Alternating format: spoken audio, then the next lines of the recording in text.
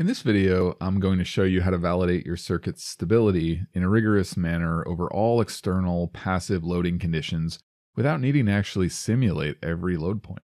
The way it works is pretty straightforward. Let's say I've got an amplifier and I want to analyze how the second stage's gate node behaves stability-wise when the external source and load terminations are changed.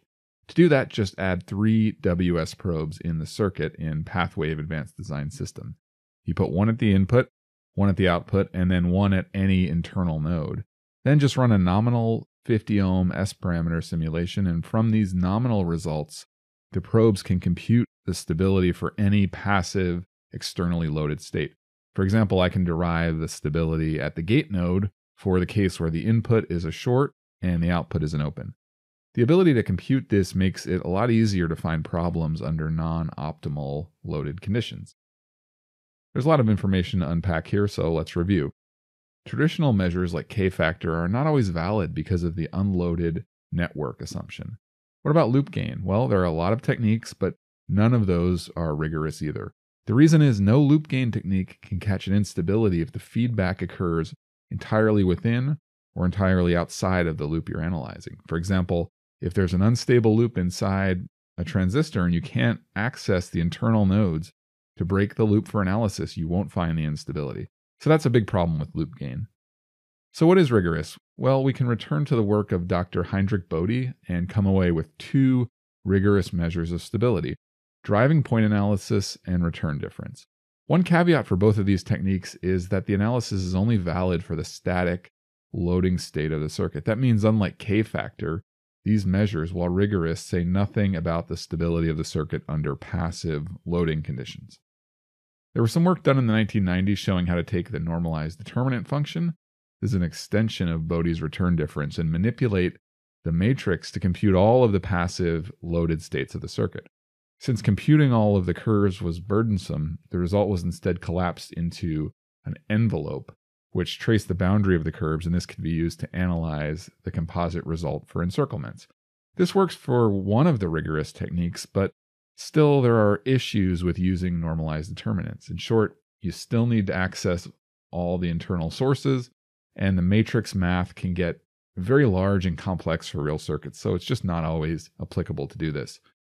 If I only had one stability measure to use, I'd pick driving point analysis because it's rigorous and easy to apply, and it works on any node that you can access in your circuit. Driving point admittance can uncover problems that loop gain can't, and it's also more versatile than return difference or NDF because it doesn't require you to shut off the active sources. One problem is driving point analysis is only valid for the nominal loading state of the circuit, so we really need a similar envelope type of analysis for the driving point admittance like what we have for normalized determinant. Well, the good news is now we do. In ADS 2022, there are a couple of functions available which can be used to analyze driving point admittance for any passive loaded state of the circuit based on just one nominal simulation.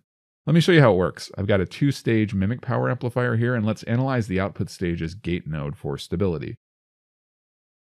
I can do that simply by going into the circuit and putting a WS probe on the gate, and then the probe outputs the H0 driving point term, and I can invert that term and look for Kurokawa's oscillation condition.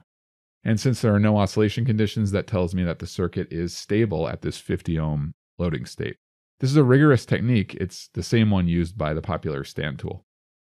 Now, let's check the other passive loaded states. To do that, I'll add WS probes to the input and output sides of the amplifier and resimulate. This time, I'm going to use a function called WSP Loadpull Unstable, and I'll pass in the matrix and also the input and output probes and the probe at the internal gate, the indexes for all these probes. I'll also pass in a set of vectors which represent the source and load gammas where I want to compute stability. These points are shown on the Smith charts for the source and load.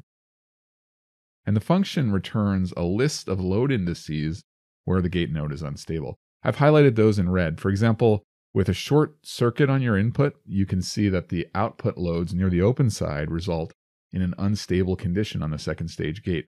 And I can also use this other function called WSP Loadpull to compute the entire driving point response for that loading state. which can be analyzed for stability just like the nominal condition.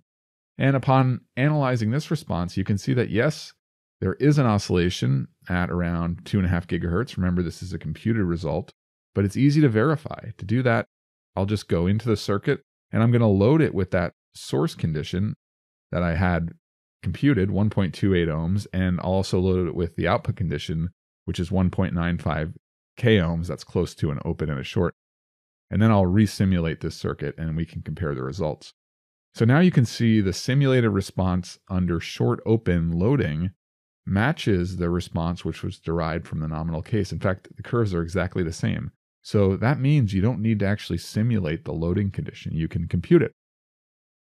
The best part is you can do the analysis for any node in the circuit after the fact. For example, I also just happen to have a WS probe at the transistor's source node.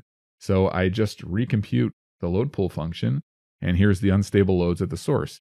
It shows instability, but that happens at different loading states than the gate. So how do you fix these problems? Well, the WSP load pull unstable function has an option called count mode. And in count mode, instead of returning a list of unstable points, the function simply returns a count. That's the number of unstable points. So on the gate node, there are 20 source and load combinations which are unstable. And this count mode works great with the optimizer. So I've put in functions here for all the transistor gate and drain and source nodes. And then I can optimize this along with the rest of my amplifier's performance to drive it to zero. So it's going to take a few iterations in the optimizer, but eventually the count drops and it passes the spec, meaning that the circuit is in fact stable for all external loading conditions. And this is how you can optimize a transistor stage for stability in a truly rigorous manner.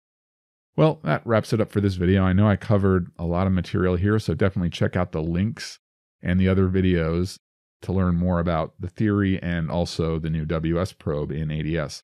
Virtual load pull is one of the new features that's available in PathWave ADS 2022. Thanks for watching. See you next time.